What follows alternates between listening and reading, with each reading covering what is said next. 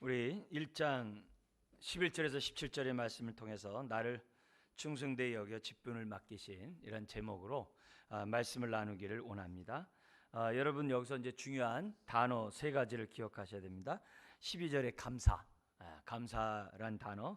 13절에 전에는, 저희가 예수 그리스도를 만나기 그 전에는, 믿기 전에는, 그러나 이제 그 다음에 14절에 나온 것처럼 풍성한 은혜, 이런 단어들을 좀 기억하면서 오늘 이 말씀을 좀 살펴보려고 합니다.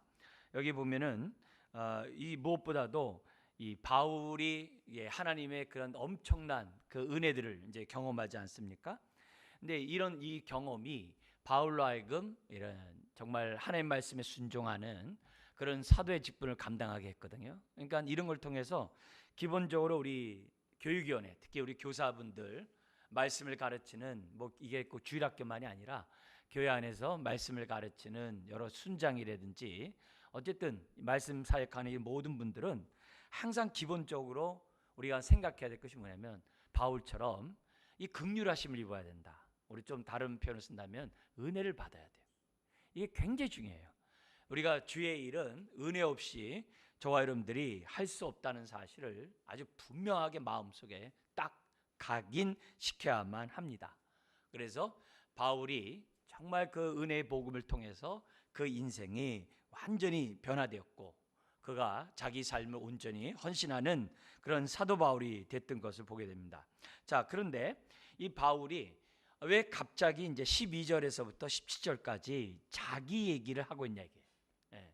왜 바울이 이렇게 디모데에게 이 교회는 일장이 뭐예요? 정말 진리의 기둥과 턴 이 교회를 진리로 잘 세워가야 한다는 게 1장이거든요. 그리고 나서 이제 2장이 정말 예배 가운데 정말 이 기도를 정말 이렇게 잘하는, 하나님 뜻 가운데 하는 그 기도를 잘하는 그것이 굉장히 중요하다는 게 2장에서 설명을 했어요. 그럼 그런 교훈을 하다가 왜 자기 얘기를 갑자기 12절부터 17절에 왜 하느냐? 다른 게 아니라 거기 11절 때문에 그래요. 11절에 보면은 뭐냐면은 하나님이 자기에게 복음을 맡기셨다 그랬어요. 복음을 맡기셨다라고 얘기하면서 지금 자기 얘기를 하는 거예요. 근데 요 얘기가 그 앞에 그 12절 이 앞에 있는 내용과 연관해 볼 때 굉장히 중요해요. 뭐냐면 앞에서는 그 7절에 율법 선생이 등장을 해요. 이 율법 선생들은 뭐냐면은 하나님으로부터 그런 사명을 맡은 것이 아니라 배워서 그 사람으로부터 이렇게 위임받아서, 심지어는 뭐냐면은 자기 스스로 율법 선생이 되고자 해서 율법 선생이 됐단 말이에요. 그거와 반대로 나는 어떻게 돼요? 하나님으로부터 이 사도의 이 교사의 이 직분을 갖다가 받았다라는 이 사실을 강조하려고 지금 바울이 지금 11절에 이 교훈을 나에게 맡기셨다 이렇게 얘기하면서 이 교훈은 내가 맡고 싶어서 또 내가 사람으로부터 받은 것이 아니라 주께로부터 받았다, 이 사실을 설명하기 위해서 바울은 지금 자기 얘기를 하고 있다는 거예요. 이게 왜 중요하냐면은 여러분들이 이제 주일학교 우리 교사를 이렇게 임명하고 그럴 때 교사 임명 받았기 때문에 내가 교사지. 그건 제도적으로 얘기할 때 그렇게 얘기할 수 있죠. 그러나 비록 교회에서 이렇게 교사로 임명합니다라고 얘기한다 할지라도 어떤 믿음으로 내가 교사의 직분을 정말 이렇게 받아야 하느냐, 바울이 우리에게 보여준 대로 우리가 어떻게 돼요? 교사 직분을 받아야 되는 거예요. 이건 꼭 교사 직분만이 아니에요. 교회에서 우리 연초에 직분자들 다 위원회하고 팀이나 각 부서에 이렇게 해요. 임명을 해요.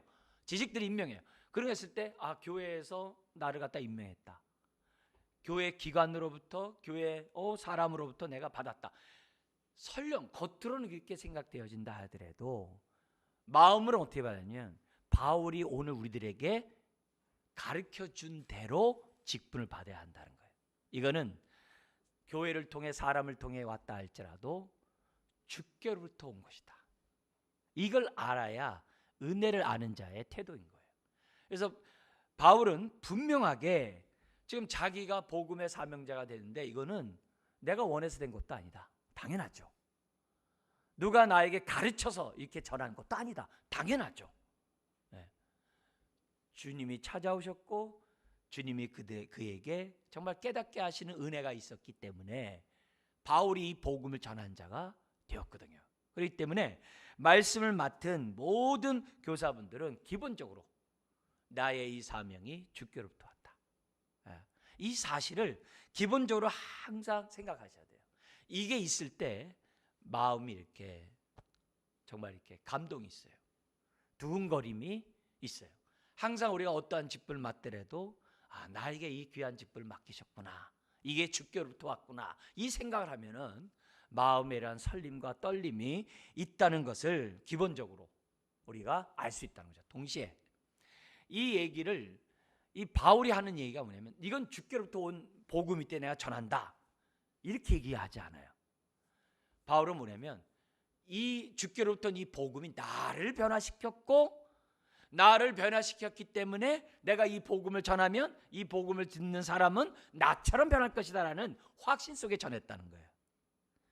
그걸 강조하려고 지금 바울은 지금 자기 얘기를 하고 있다는 거죠. 그래서 교사는 자기 경험이 있어야 돼요. 그 은혜로 내가 받은 이 복음 때문에 내 삶에 어떤 변화가 있고 어떤 은혜가 있고 어떤 기쁨이 있는지 경험이 있어야 돼요. 그래야 나를 변화시킨 그 은혜의 복음을 말할 때 되려 담대해요. 확신 있게 얘기해요. 아주 말을 하더라도 분명하게 얘기를 해요. 그냥 그렇게 믿으면 좋아 이렇게 얘기 안 해요. 이렇게 하면 좋을 걸 그렇게 한다고 합디다 이렇게 얘기를 안 한다고. 이거 이렇게 하면 좋아. 이렇게 해야 돼. 말을 그렇게 할 수 있는 거죠. 그렇게 할 수 있는 거죠. 그러니까 우리가 사람들이 말할 때 보면 어떻게 말을 이렇게 맛깔스럽게 잘하냐 얘기 들어보면은 자기 얘기할 때 그 말이 굉장히 이렇게 맛깔스럽고 듣는 사람에게 유익을 주거든요. 복음도 마찬가지예요. 주께로부터 온 거 좋아요. 근데 나에게는 아무런 감화 감동이 없어. 변화가 없어. 그리고 또 전해. 그래서 저 주일학교 때 우리 선생님이 한 얘기가 뭐가 있냐면은 선생님이 그랬대요. 너희들 교회에 올 때 선생님 보고 오지 말고 주님만 보고 오거라. 이런 얘기를 계속 가르쳤대요. 그러니까 아이들이 그렇지 주님만 보고 내가 교회 와야지. 그러면서 잘했다는 거예요. 근데 그 사람이 자기가 이제 교사가 됐어 이제. 옛날에 막 고등학교 졸업하면 막 청년 되면 교사 하잖아요. 저도 그랬고. 그래서 교사가 되면 또 뭘 가르쳐요?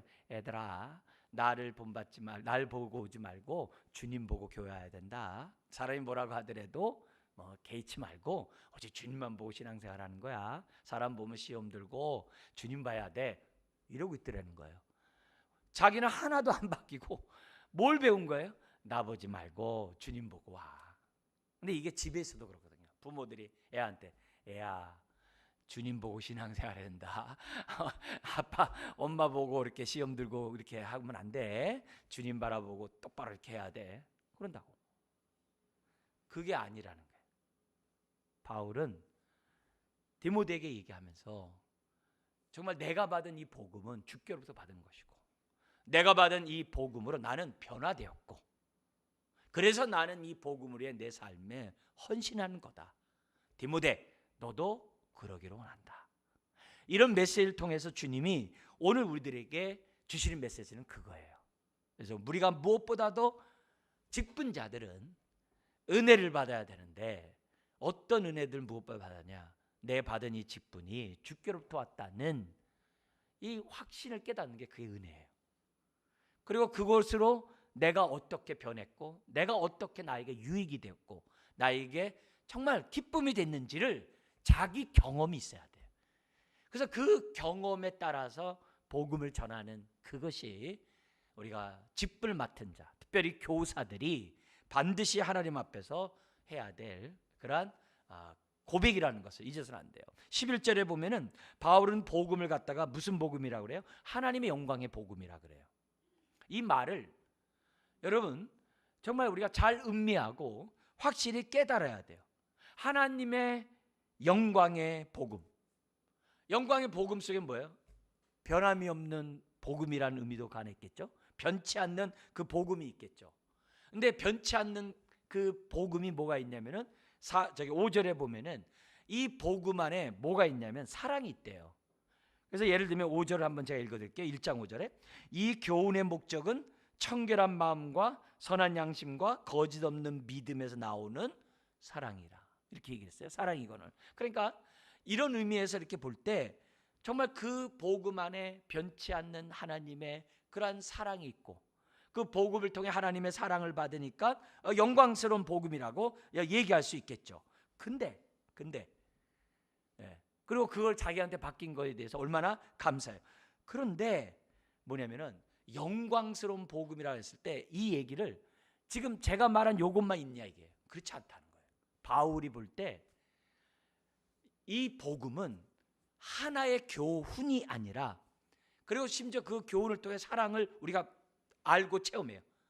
근데 그 수준만이 아니라 바울이 영광스러운 복음이라고 했을 때는 복음이 예수님 자체였다는 거예요. 예수님 자체였다는 게 왜 중요하냐면은 예수님을 그렇게 만났다는 거예요. 복음을 통해서 예수님을 확실히 알게 됐다는 거예요. 그래서 그 복음이 그냥 하나의 교훈이 아니에요. 복음이 예수님 자신인 거예요. 예수님 자신인 거예요. 복음을 통해서 예수님 자신을 자기가 어떻게 돼요? 만나고 예수님을 알고 예수님과 교제하고 그런 거예요. 그래서 바울이 얘기할 때 하나의 교훈의 복음 그러지 않아요. 영광의 복음이라고 그래요. 이게 말씀을 맡고 가르치는 모든 교육자를 비롯해 가지고 모든 교사들이 기본적으로 가져야 될 안목이에요. 이런 깨달음이 있어야 돼요. 그래서 하나님, 내가 아이들에게 전하는 이 복음이 들어서 전하지 않게 해주세요. 내가 이걸 배운 대로 내가 전하지 않게 해주세요. 내가 이걸 통해서 주님의 숨결도 느끼고, 이걸 통해서 주님의 따뜻한 사랑도 느끼고, 내가 이걸 통해서 위로도 받고, 이렇게 살았더니 내 삶에 이런 축복이 있다라는 그런 경험 속에서 내가 어떻게 돼요? 하나의 교훈을 전하는 게 아니라 예수님을 전하게 해주세요. 그게 영광의 복음이에요. 그게 바울이 경험했던 영광의 복음이고, 오늘 저나 여러분 모두가 붙잡아야 될 교훈인 거죠. 그래서 바울은 단순한 지식을 전하지 않았어요. 단순한 교훈을 전하지 않았어요. 예수님 자신을 전했다는 사실을 저와 여러분들이 잊어서는 안 됩니다. 이게 은혜예요. 이걸 깨닫는 게. 바울은 이런 은혜를 깨닫고 지금 어떻게 돼요? 복음을 맡은 자로서의 사명을 감당했다는 거죠. 그래서 우리 교육위원회에 속해 있는 모든 분들, 오늘 지금 나는 내가 받은 이 복음을 어떤 복음을 받아들이는가? 하나의 그냥 교훈의 복음으로 받아들이는가? 아니면 영광스러운 복음으로 나는 받아들이고 있는가?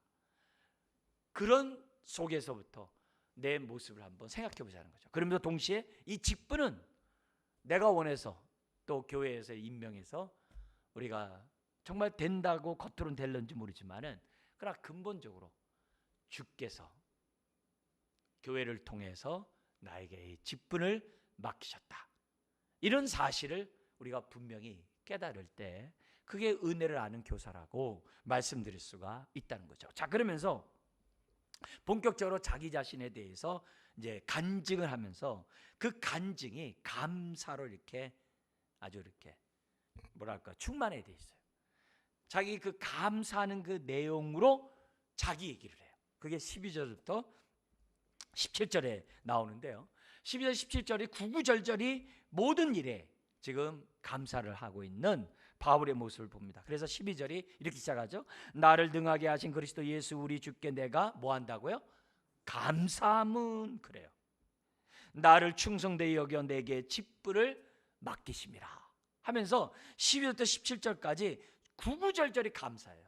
여러분, 우리가 이 교사, 이 말씀을 맡은 사람들이 은혜를 알 때 감사가 나와요. 은혜를 깨달을 때 감사가 나오거든요.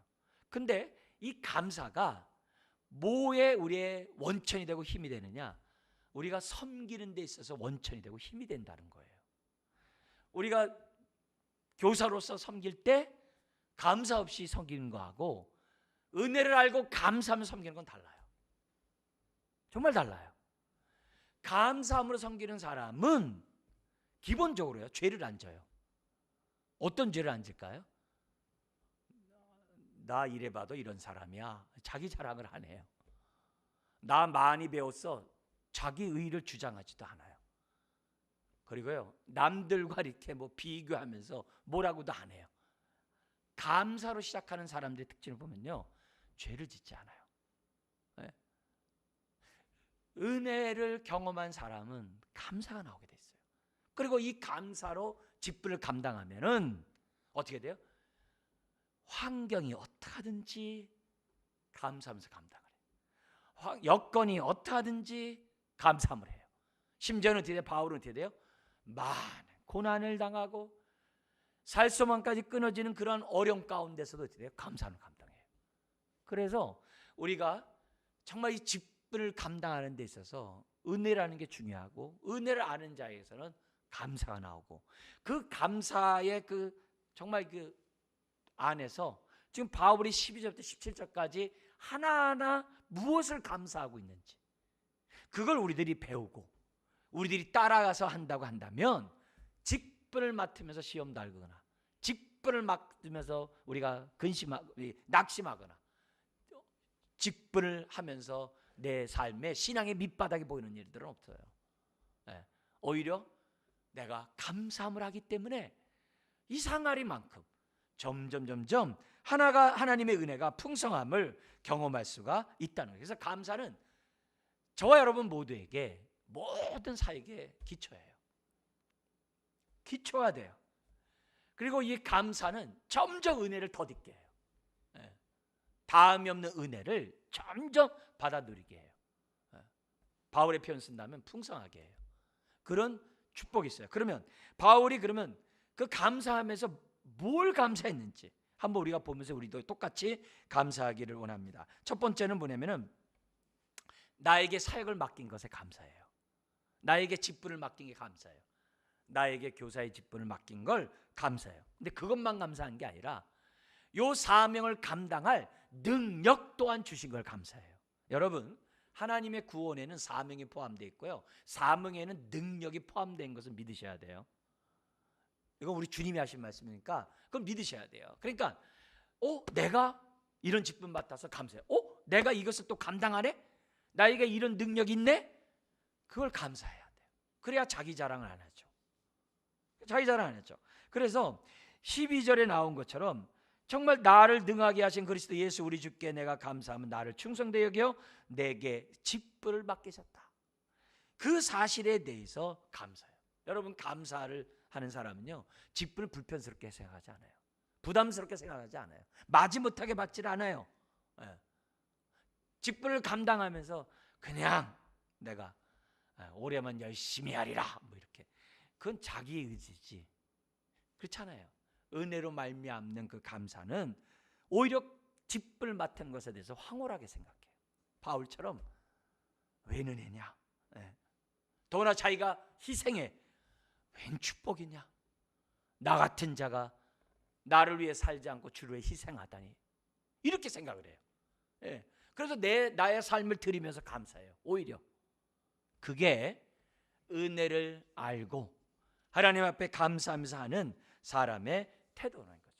바울은 직분을 맡은 것만 감사한 게 아니라 나를 능하게 하셔서 나로 하여금 어떻게 돼요? 충성스럽게 내가 섬기도록 하게 한 그거를 나를 충성되게 여겨, 이 모든 것을 감사하면서 고백했다는 것을 우리에게 보여줘요. 나중에 그 베드로 전서 4장에 보면은 다양한 그런 권면의 말씀이 나와요. 근데 그 4장 11절에 이렇게 보면서 모든 임직자들에게 중요한 교훈을 해요. 그게 뭐냐?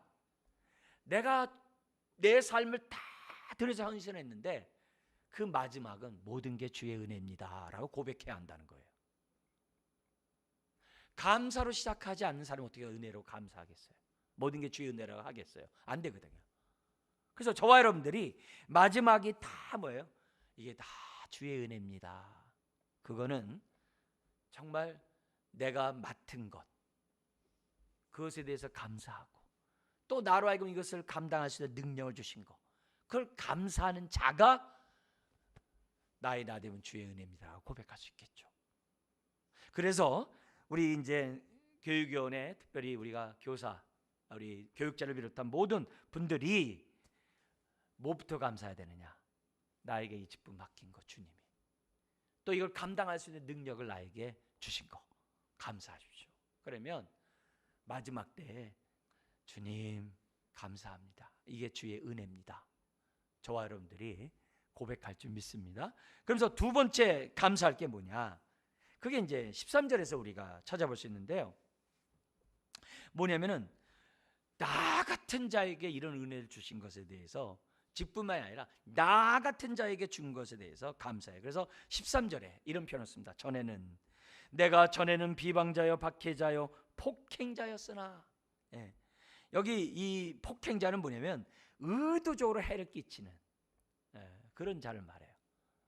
살인까지 포함해가지고 그런 자였으나 나중엔 자기가 뭐라고 그래요? 15절에 보니까 내가 죄인 중에 괴수다 라고 이제 고백하고 있는 것을 봐요.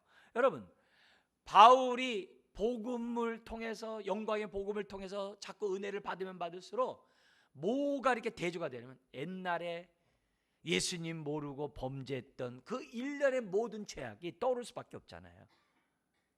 그러니까 은혜를 받으면 받을수록 옛날에 나의 죄악된 모습이 자꾸 생각날 수밖에 없는 거거든요. 그러니까 바울이 뭐냐면은 내가 전에는 이런 자였는데, 그죠? 그런데 어떻게 돼요? 13절에 도리어 긍휼을 입다니, 예. 나 같은 자가 도리어 긍휼을 입다니, 예. 이게 얼마나 감사해요. 이 긍휼은 죄를 범했음에도 불구하고 죄에 대한 형벌을 하나님이 가하지 않는 것을 말하거든요. 은혜란 말은 우리들에게 대해서 항상 좋게 보는 거예요. 예?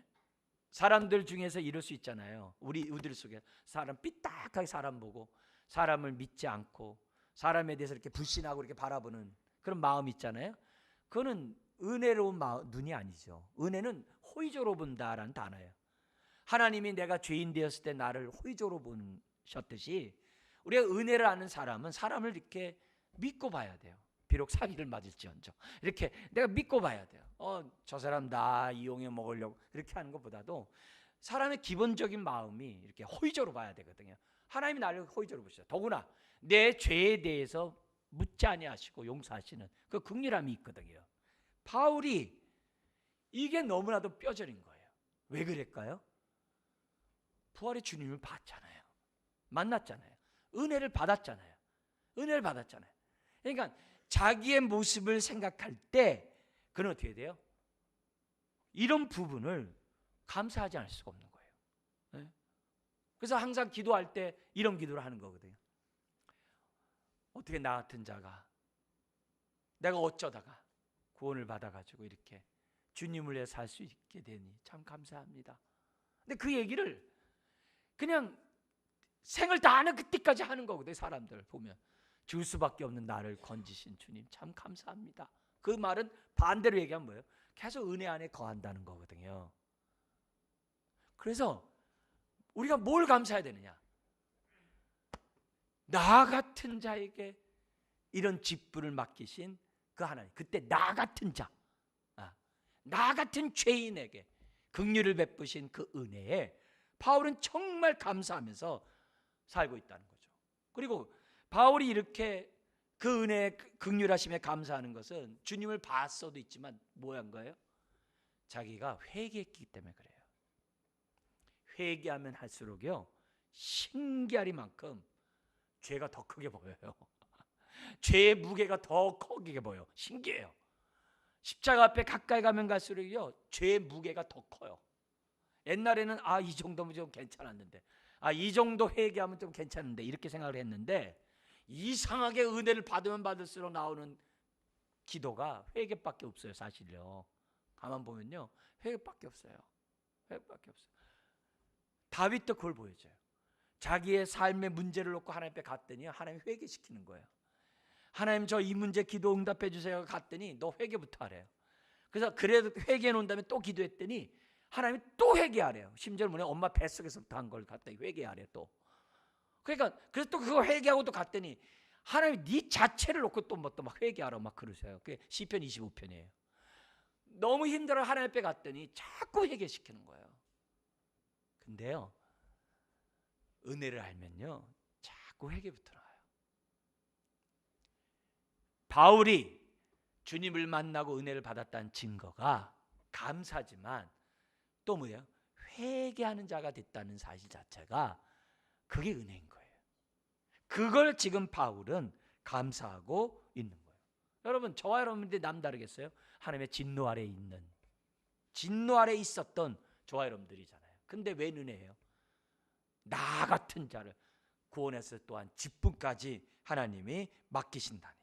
여러분, 전에 죄악된 내 모습을 보면 볼수록 나를 위해 안 살아요. 주를 위해 살게 돼 있어요. 전에 죄악된 내 모습을 내가 알면 알수록 내 안에 있는 그리스도가 사는 거라는 그 고백을 자꾸 하게 됐어요. 근데 전에 내 모습 자꾸 잊어버리면요, 자꾸 어떻게 돼요? 내가 뭘 하려고 해요. 내가 자꾸 업적을 내려고 해요. 내가 주일을 하다가 내가 안 할 때 남들이 하잖아요. 그러니까 당신이 없으니까 일이 안 돼. 기분 좋아. 당신이 할 때가 참 좋아하는데 당신이 안 하니까 이게 모든 게 일이 잘 안 돼요. 그렇지 뭐 난 일하면 잘해. 그런 교만병이 확 나오거든요. 교만병이 나오거든요. 근데 하나님 앞에 나의 죄악된 모습을 알고 회개하면 회개할수록 그런 생각이나 그런 말들, 그런 감정이 나오지 않는다는 거죠. 오히려 어떻게 돼요? 나를 알수록 그냥 감사하고, 나를 알수록 이게 왜 은혜냐? 나를 알수록 나를 허비하는 것을 내가 소비한다고 하는 그것이 정말 이게 얼마나 귀한 일이고 복된 일인지를 생각하게 돼요. 그래서 결국 은혜 아니면 아무것도 아니었구나, 이런 얘기를 지금 바울이 알고 지금 감사하고 있다는 거예요. 어떻게 나에게 도리어의 은혜가 임했는가? 거기잖아요. 도리어 긍휼을 입은 것이 딱 그렇게 돼 있어요. 어떻게 내가 도리어 있느냐 이게요. 그래서요, 신앙생활 할 때 첫사랑 잃어버리지 않도록 조심하셔야 돼요. 항상 첫 다짐을 잊어버리지 않도록 항상 조심하는 것이 우리들이, 저와 여러분들이 가져야 될 태도라는 것을 잊어서는 안 됩니다. 자, 그러면서 이런 자에게 그 은혜가 임할 때 찔끔 임한 게 아니라 14절에 어떻게 임했냐라고 얘기하냐면요, 14절 한번 읽어볼까요? 우리 주의 은혜가 그리스도 예수 안에 있는 믿음과 사랑과 함께 어떻게 했다고요? 넘치도록 풍성했다는 거예요. 할렐루야. 그러니까 내가 죄인인 것을 알고 낮아지면 낮아지고 낮아질수록 은혜가 그만 풍성한 거예요. 네? 바울이 고린도전서 1장에서 그랬잖아요. 고난이 많으면 많을수록 위로가 넘쳤다 그러잖아요. 이건 거예요. 하나님 앞에 회개했더니 은혜가 많아졌어요. 뭐예요? 주의 은혜가 그리스도 예수 안에 있는 믿음과 사랑과 함께 넘치도록 풍성했다. 다음이 없는 이 은혜를 바울이 지금 뭐예요? 고백하고 있어요. 이렇게 풍성한 은혜가 뭐 때문에요? 내가 전에는 이거예요.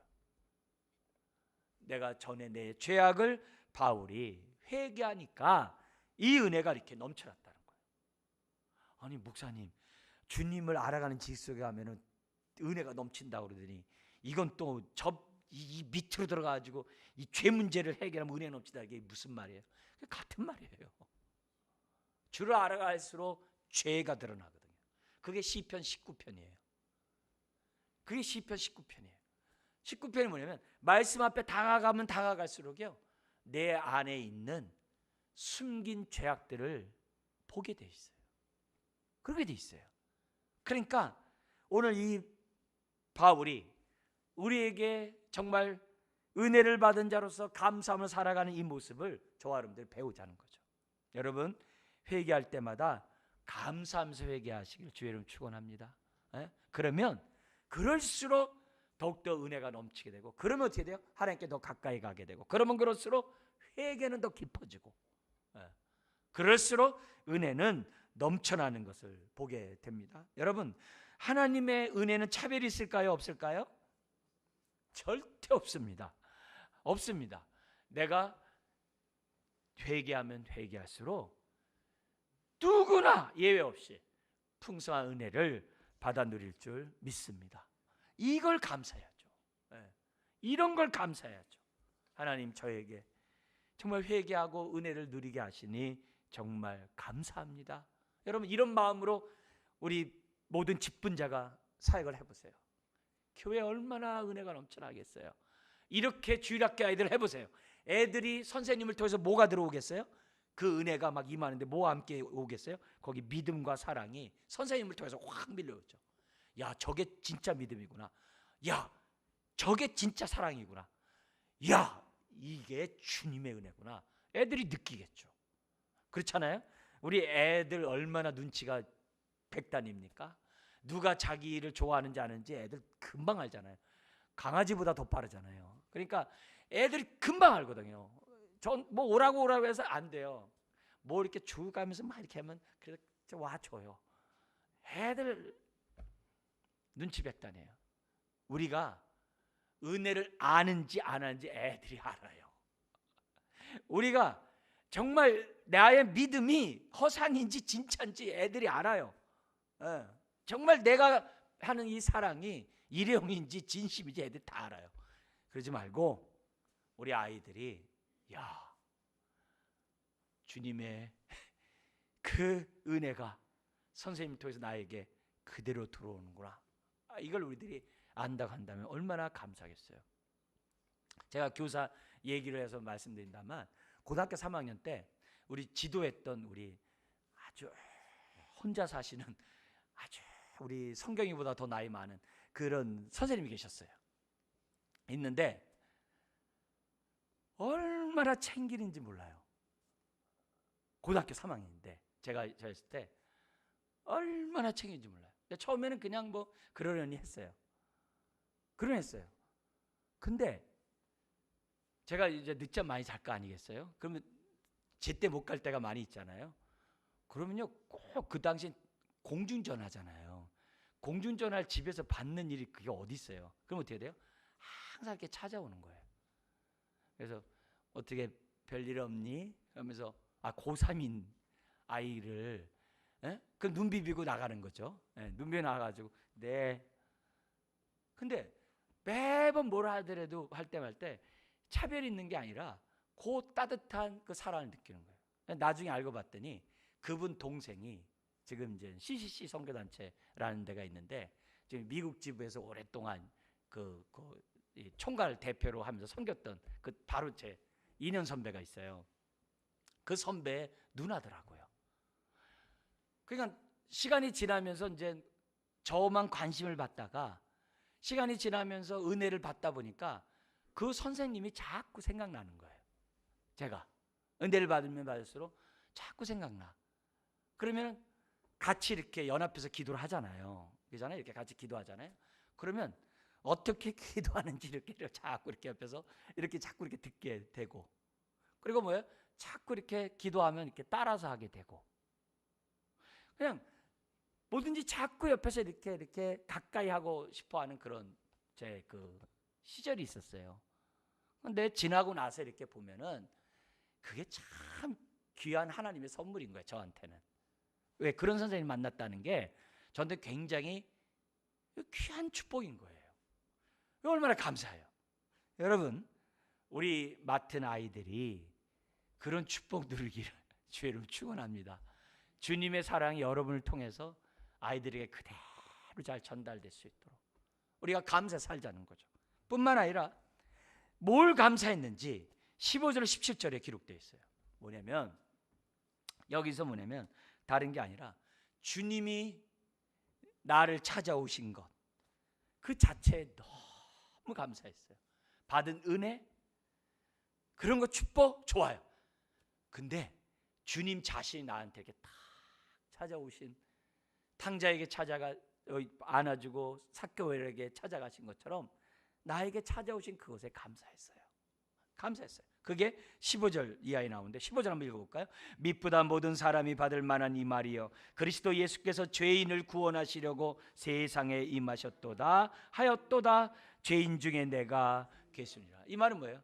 죄인 중에 계신 나를 찾아오셨다 이 말이거든요. 내가 만났다는 거거든요. 그러니까 이것보다 큰 축복이 있어요. 그러니 그 삶이 감사하지 않을 수 없는 거죠. 주를 위해 살겠다라고 말하지 않을 수가 없다는 거죠. 나 같은 자에게 찾아오셔서 정말 나를 용서하고 나에게 이 직분을 맡았는데 내가 이 일을 못할 게 뭐 있냐, 이게. 심지어 그러면서 뭐라면은 16절에 이렇게 얘기를 해요. 내가 죄인 중에 계수였지만 그러나 내가 긍휼을 입은 까닭은 예수 그리스도께서 내게 먼저 일체 오래 참으심을 보이사 나중에 후에 주를 믿어 영생을 얻는 자들에게 뭐가 됐다고요? 본이 되게 하래. 이게 무슨 말이냐면, 아니 바울도 예수 믿었대. 바울도 하나님이 용서해 주시고 사도가 되게 했대. 이 말은요, 그러면 나도 예수 믿을 수 있겠네, 이 말이에요. 그러면 나도 사랑받겠네. 저 바울도 받는데 왜 나는 왜 못 받아? 이거거든요. 그 얘기거든요. 그러니까 이런 모습을 정말 이 주님을 만났기 때문에 이런 얘기를 하는 거 아니겠어요? 그러니까 주님을 만나면 생각이나 삶, 이런 모든 것들이 이렇게 바뀌어요. 그래서 바울은 주님이 나 같은 자를 찾아오심은 김인희에게도 찾아가고 우리 부장님 한 분 한 분들에게도 찾아가고 교사분 한 분 한 분들을 찾아가고 우리 아이들 한 사람 한 사람 한 영혼에도 찾아가신다는 걸 알려주는 거거든요. 바울도 구원받았는데 거기 나오잖아요. 비방자여 박해자여 폭행자도 다 그렇게 됐는데 왜 나는 못하겠냐. 그러니까 말을 전할 때 확신 있는 거죠. 교사분들이 이러는 거죠. 애야, 나 같은 자를 주님이 찾아오셨다니까, 나 같은 자를 사랑한다니까, 야, 나 같은 자에게 야 은혜 베푸셔 나에게 야 교사 직분 맡겠단다. 야, 이런 말들이 아이들에게는 생명의 복음의 메시지가 되는 줄 믿습니다. 그래서 결국 바울이 할 일은 뭐냐? 17절입니다. 같이 한번 읽고 마치겠습니다. 영원하신 왕 곧 썩지 아니하고 보이지 아니하고 홀로 하나이신 하나님께 존귀와 영광이 영원 무궁하도록 있을지어다. 아멘.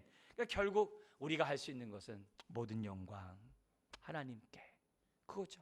모든 영광 하나님께.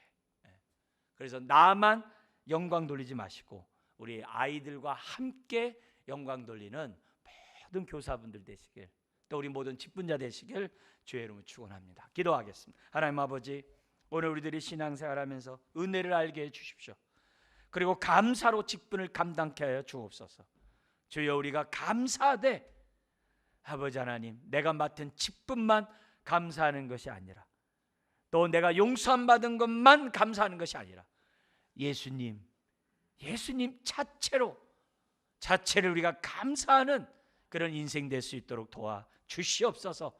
그래서 내 안에 있는 예수의 생명이, 하나님의 사랑이 나를 통해 우리 아이들에게 전달되도록 주여 은혜를 더하여 주시옵소서.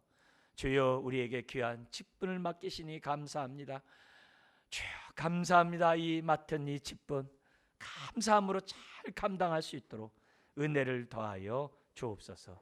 감사하며 예수님의 이름으로 기도드리옵나이다. 아멘.